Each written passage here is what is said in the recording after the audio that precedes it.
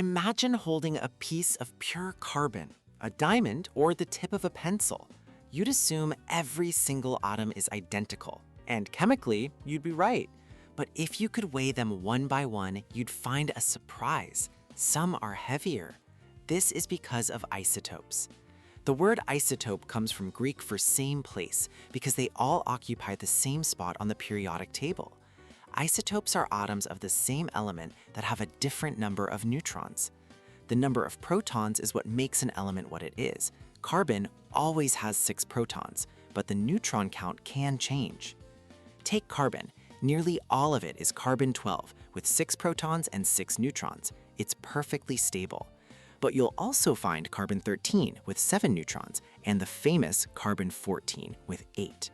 That extra weight makes carbon-14 unstable or radioactive, which is exactly why it's essential for carbon dating ancient artifacts.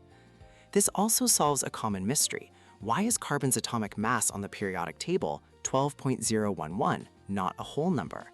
That number is a weighted average. If you have a room with 99 people who weigh 100 kilograms and just one person who weighs 200, the average weight in the room would be 101 kilograms, not 150. Since most carbon is carbon-12, the average mass is pulled very close to 12. Ultimately, this difference in neutron count determines an atom's stability. If the balance isn't right, the nucleus becomes unstable and undergoes radioactive decay. These unstable versions, called radioisotopes, are powerful tools. We use them in everything from cancer treatments and smoke detectors to generating power in nuclear plants.